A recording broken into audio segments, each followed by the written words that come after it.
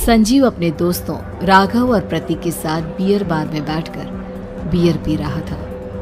संजीव आज बहुत खुश लग रहा था। अरे यार, आज की पार्टी में तो मजा आ गया। तुम दोनों दोस्तों के साथ तो मेरी जिंदगी इतनी अच्छी है कि क्या बताऊं कितनी अच्छी है। अरे भाई, अब दोस्ती की है तो जीना मरना सब साथ में। हाँ अरे यार सुनो, जल्दी से एक बियर और ऑर्डर करते हैं ना, एक आखिरी, और उसके बाद ये जश्न यहीं खत्म हो जाएगा। अरे हाँ, क्यों नहीं।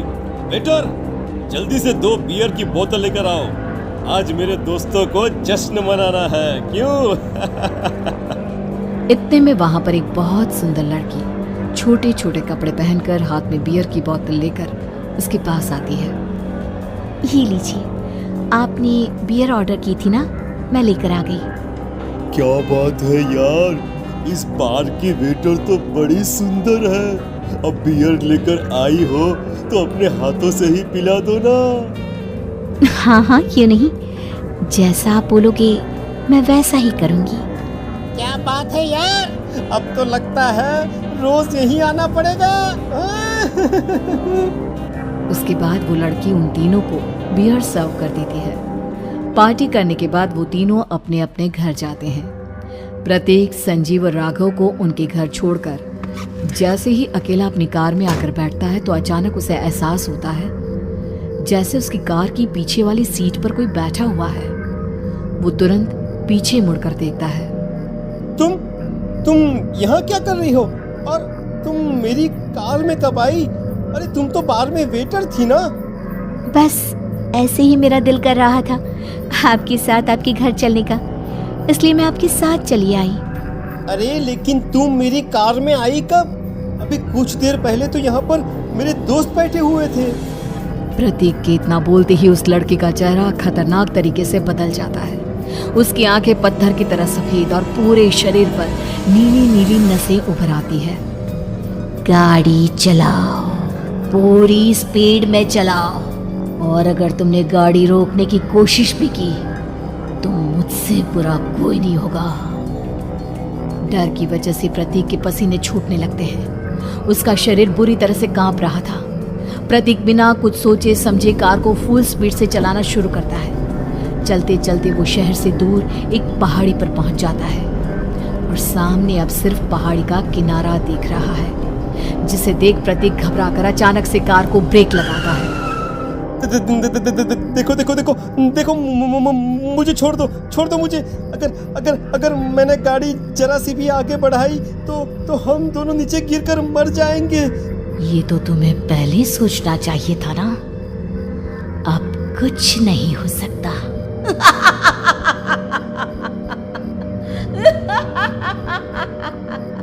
छोड़ दो मुझे। नहीं, प्लीज मुझे छोड़ दो। प्लीज मुझे जाने दो। छोड़ दो मुझे। गाड़ी आगे बढ़ाओ। और तभी अचानक से बिना प्रतीक के स्टार्ट किए उनकी कार आगे बढ़ती है और गहरी खाई में गिर जाती है। उसके चीखने की आवाज चारों तरफ सुनाई देती है।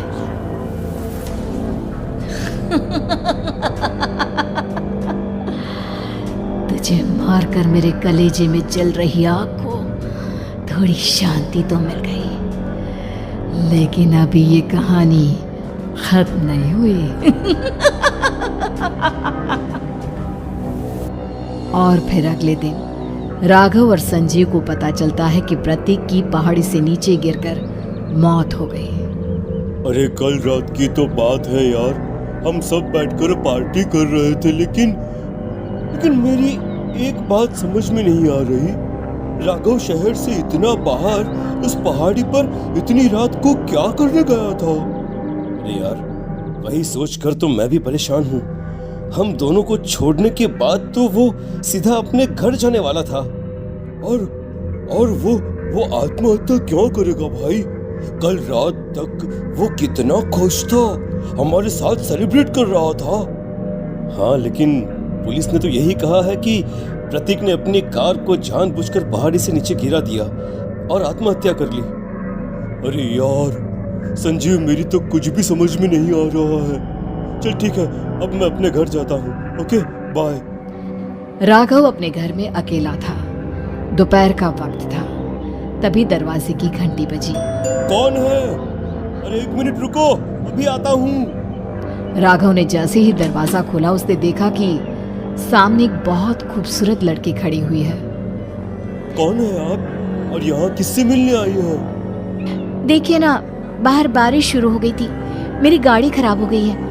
आपका घर नजर आया तो सोचा कुछ हेल्प ले लेती हूँ। क्यों नहीं, आइए ना, आइए आइए। मेरे कपड़े पूरे भीग चुके हैं, क्या आपके पास टॉवल मिलेगा प्लीज? राघव अपने बाथरूम से एक टॉवल लाकर उस लड़की को देता है। थैंक यू सो मच, अब मैं चलती हूँ। अरे इतनी क्या जल्दी है? आप चाहे तो बारिश रुकने तक यहाँ पर रुक सकती हैं। हाँ। लड़की ने पलटकर राघव की तरफ देखा। नहीं, मुझे जाना होगा, मेरा काम बाकी है। और वो वहां से चली गई। उस लड़की के जाने के बाद राघव अपने बाथरूम में नहाने के लिए गया और जैसे ही उसने बाथरूम में देखा तो उसका टॉवल वहीं पर लटका हुआ था। उसने टॉवल हाथ में लिया तो देखा कि उसका पूरा टॉवल खून के धब्बों से सना हुआ है। अरे अरे ये क्या? ये टॉवेल तो मैंने उस लड़की को दे दिया था। ये वापस मेरे बाथरूम में कैसे आ गया?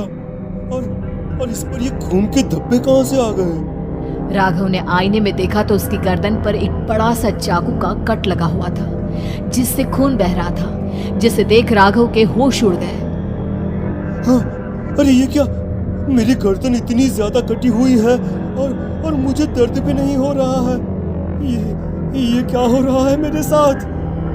राघव घबराकर बाथरूम से बाहर आया और अपना मोबाइल उठाकर उसने संजीव को फोन लगाया। संजीव जल्दी से मेरे पास आ जाओ। मुझे लगता है कुछ बहुत बड़ी गड़बड़ है, जल्दी आ जाओ। उधर से आवाज आई, लेकिन वो आवाज संजीव की नहीं बल्कि एक लड़की की थी। कुछ अजीब नहीं हुआ है, बस तुम्हारी मौत तुमसे मिलने आई थी और तुम्हें मार कर चली गई।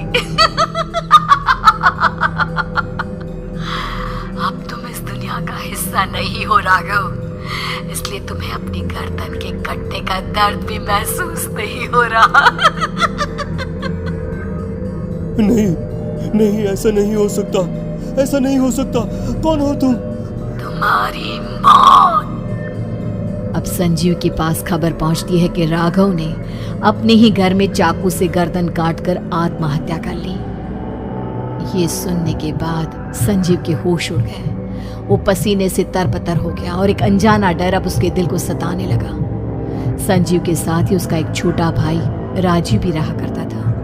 अपने भाई को इस तरह परेशान देखकर राजीव उसके पास आया। अरे भैया, क्या हुआ भैया? आप इतने घबराए हुए क्यों लग रहे हैं? प्रतीक और राघव की मौत, मेरा मतलब मेरी कुछ समझ में नहीं आ रहा भाई। अचानक से मेरे दोनों दोस्तों ने आत्महत्या क्यों कर ली? अरे वो तो मेरी भी समझ में नहीं आ रहा है भैया। हाँ, हो सकता है कि कोई परेशानी होगी और इसीलिए उन्होंने ऐसा किया होगा। हाँ, लेकिन दोनों की जिंदगी में एक साथ परेशानी और दोनों का इतनी खतरनाक तरीके से आत्महत्या करना, कहीं ऐसा तो नहीं मैं भी मर जाऊंगा? अरे आप ऐसी बातें क्यों कर रहे हैं भैया? वैसे ही मैं इतना परेशान हूँ। जब से अंजलि ने मेरा साथ छोड़ा है तब से सब कुछ बहुत अजीब सा हो गया है। रोज रात को डरावने सपने आते हैं। ऐसा लगता है जैसे अंजलि बार बार मेरे सपनों में आकर मुझे डराने की कोशिश करती है। अंजलि का नाम सुनते ही संजीव की आंखें फट गई और उसके गले में आवाज अटक गई। उसके चेहरे पर घबराहट साफ नजर आ रही थी।